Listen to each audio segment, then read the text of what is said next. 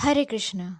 स्वागत है आप सभी का स्पिरिचुअल वर्ल्ड के एपिसोड 6 और चैप्टर 5 में, जिसका नाम है कर्म वैराग्य योग, जिसमें श्री कृष्ण ने त्याग मोक्ष की बात की है।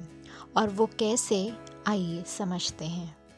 श्री कृष्ण से अर्जुन जब सवाल करते हैं कि गोविंद, मुझे ये बताओ कि कर्म और संन्यास में से कौन बड़ा है, इन दोनों में आखिर फ़र्क क्या है। तब वो इस कर्म वैराग्य योग को कहते हैं और वो यहाँ पे स्पष्ट करते हुए इस योग को देते हैं और ये कहा कि इस संसार में सबसे बड़ी चीज़ है संन्यास। इंसान जब बिना कुछ इच्छा जागृत करके अपने काम को करता रहे, उससे बड़ा योग क्या होगा। आप ही लोग हैं, अगर आप किसी काम को आराम से कर रहे हैं अपनी ज़िंदगी में, बिना कुछ इसे सोचे कि इसका फल मुझे मिलेगा कि नहीं, तो वो हमें संन्यास योग की तरफ ले जाता है। और यही संन्यास का जीवन होता है। आप लोगों ने संन्यास को तो देखा ही है।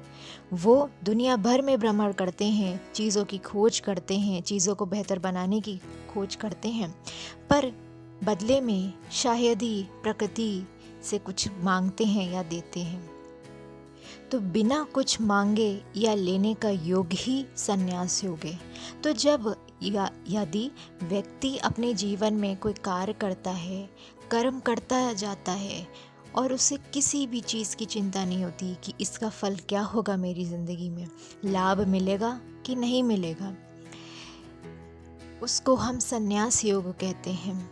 अन्यथा कुछ व्यक्ति इसलिए कर्म करते हैं ताकि उन्हें वो फल खुद भी मिल सके, पर वो उन्हें संन्यास या मोक्ष की तरफ नहीं ले जाता, और इसीलिए उन्होंने लास्ट में इस मोक्ष को भी बताया था। तो इसलिए कर्म वैराग को हम रिनंसिएशन, सैल्वेशन और कर्म योग से जोड़ते हैं। अब अर्जुन कहते हैं, अजीब हो गोविंद, तुम एक तरफ कहते हो कि सब कुछ ही कर्म योग है, हम कर्म करेंगे तो हमें फल की प्राप्ति भी होगी, और एक तरफ तुम कहते हो इसका मोह भी ना रखो, तो आखिर इंसान करे क्या। तो हंसते हुए गोविंद कहते हैं कि अरे, दोनों ही इस दुनिया में सबसे ऊपर हैं, क्योंकि बिना कर्म के तो कोई भी संन्यास नहीं है ना। आखिर संन्यास भी तो अपना कर्म कर ही रहा है। तो इस दुनिया में बिना कर्म के कोई नहीं है। बस जब हम अपने जीवन में इस चीज़ का संतुलन बना लेते हैं, तो वो कर्म संन्यास की ओर हमें खींचा ले जाता है। इसको सुनते ही अर्जुन फिर से एक प्रश्न करते हैं, तो इसमें मोक्ष कहाँ बीच में आता है। गोविंद इस चीज़ का जवाब देते हैं और कहते हैं, मोक्ष मोक्ष तो हमारे हर कर्म से जुड़ा है। अर्जुन कहते हैं, कैसे। इस चीज़ का प्रश्न का जो भी अर्जुन ने गोविंद से किया था, मैं आप लोगों से जोड़ के कहती हूँ।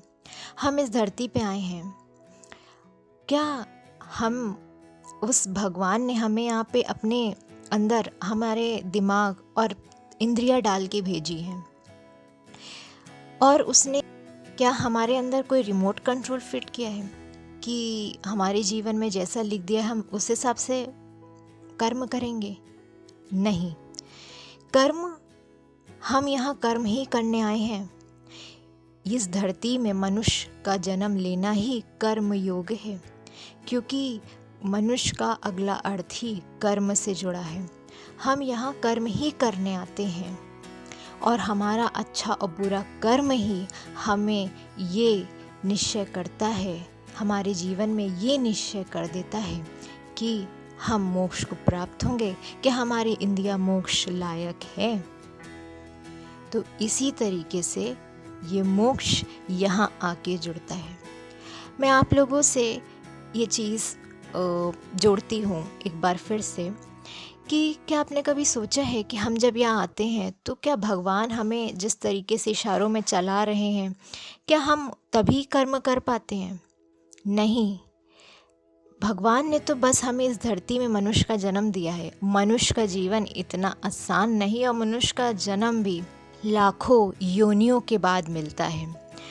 वो इस धरती पे हमें अपने कर्म के हिसाब से ही भेजते हैं और कर्म करने के लिए ही भेजते हैं, और हम जीवन में कर्म बिना कुछ नहीं है। पर हम कर्म करते हैं और उसकी उपेक्षा ना रखें उसके बदले, तो वो अलग इंसान होता है, और जो किसी चीज़ की उपेक्षा ना रखे तो वो एक अलग भीतर का इंसान होता है। ये दो इंसान में फ़र्क इतना होता है कि वो अपने जीवन में अपने ही अंदर की आत्मा से कितना संतुलन बना रहे हैं। तो क्या हम बना पाते हैं? क्योंकि यदि मैं कहूँ कि मैं तो कहीं ना कहीं कुछ भी कर रही हूँ, तो इसलिए चलिए उदाहरण लेते हैं कि अगर मैं पढ़ रही हूँ तो पैसे कमाने के लिए, पर अगर मैं यही कहूँ कि नहीं, मुझे तो बस फ्री में ही सबको आगे ज्ञान देना है, तो वो तो मुझे संन्यास की ओर अपने आप ले जाता है। तो इसी को ही हम कर्म वैराग्य योग कहते हैं।